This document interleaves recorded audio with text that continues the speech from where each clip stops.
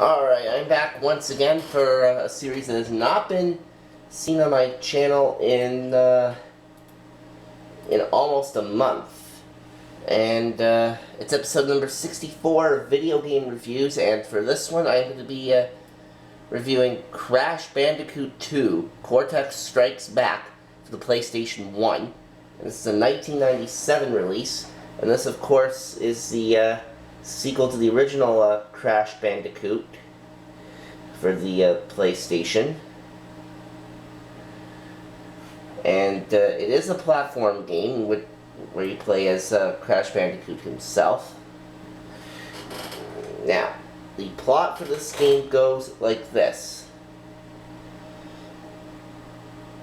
After Crash beats Dr. Neo Cortex and rescues Tana, Cortex falls from his lair down to the Earth. Earth with Cortex bid for world domination thwarted.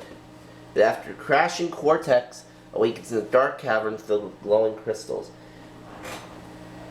Convinced that they hold tremendous power, Cortex takes one and returns to his lab to examine it. And he then discovers that the planets will soon align, creating a catastrophic solar flux that threatens to destroy the Earth itself. Now, learning that the crystals are the only means of containing this force, Cortex enlists the help of Dr. N Jin, and they design an upgraded version, an upgraded crystal-powered Cortex Vortex to capture the stellar energy. However, they need 25 more crystals to power the device, so Cortex devises a plot to manipulate Crash into getting the crystals for him. A year later, Crash is living with his sister Coco on Insanity Island, which of course is one of the islands owned by Cortex from the previous game. After Coco's laptop battery fries, she forces Crash to get another one. And in the process, Crash is abducted by a bright light and finds himself in a warp room hidden in Cortex's castle, where a holographic projection of Cortex instructs him to bring him the crystals by traveling through the warp room's doors. After Crash gets a crystal, Cortex tells Crash of the upcoming destructive force and assigns him the task of bringing all the crystals to him so that he can contain it.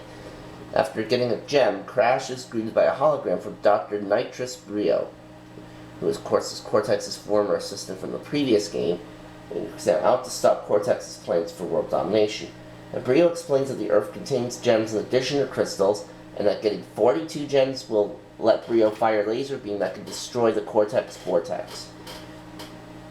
As Crash gets the remaining crystals, he's tapped by several mutated animals, including Ripperoo, the Komodo brothers Mo and Joe, and the muscle-bound Tiny Tiger. During Crash's progression, Coco hacks into his holographic projector and warns Crash of her uncertainty of Cortex's true intentions. And it's not until Crash has gathered all the crystals that Coco is able to reveal Cortex's ultimate plan. And with the energy harnessed from the planetary alignment, Cortex will power the gigantic Cortex Vortex, build on his space station, and brainwash everyone on Earth into serving his army.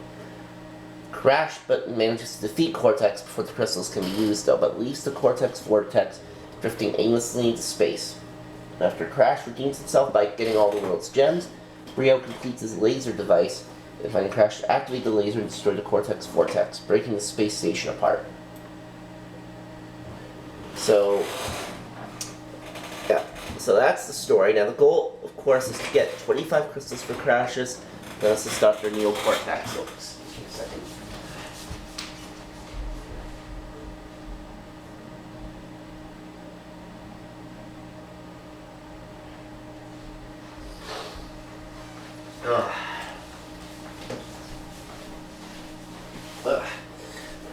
There we go. As I was saying, the goal of this game is to get 25 crystals for Dr. Cortex. They're scattered between 25 different levels, which are accessible via warp rooms, which are the hub areas of the game. You clear a level by collecting its respective crystal and reaching the end of its path, which returns Crash to the warp room. Each warp room has 5 levels When all of them are cleared, you have to defeat a boss character before gaining access to the next warp room. And you're given a certain amount of lives, which of course you lose when Crash is tapped by an enemy or falls into the water or pit. If you lose all your lives at any point, then you get a game over screen, but you can continue from the last level. Of course, now boxes play an important role in this game. Most of them contain Wumpa Fruit, and if you get 100 of them, you get an extra life. Some of them also have a Witch Doctor's Mask, which shields you from an enemy's attack while in your possession. If you get 3 of these in a row, you get invulnerability from all minor dangers, but it's only temporary. Boxes that have an exclamation mark on them cause previously intangible objects in the area to solidify. TNT boxes explode after a 3-second fuse when they're jumped on. All the Nitro boxes can be detonated at once if a green-colored box with exclamation mark on its touch. Now, checkpoint boxes allow you to return to the point where the first checkpoint box has been opened upon losing a life. And if you open more than one checkpoint box in a stage, then you go back to the last checkpoint box that's open. You get a gem if you manage to destroy all the boxes, including the Nitro boxes and boxes on alternate routes in the level. Bonus paths are indicated by platforms with a question mark on them, which lead you to a secret region in the level. In these areas, numerous Wumpa Fruits and extra lives can be obtained if you manage to navigate to the end of the path. But if you fall off screen or are killed off, you do not get to keep whatever's clipped in the bonus path, and you return to the level from where you access the bonus area. But you still keep all the lives that you have previously collected. So yeah, it's a pretty good game, and I would recommend this game if you were a fan of the Crash Bandicoot series. I know GreatBuy789 is a fan of the Crash Bandicoot series. And that'll do it for this episode. I'll see you for the next one.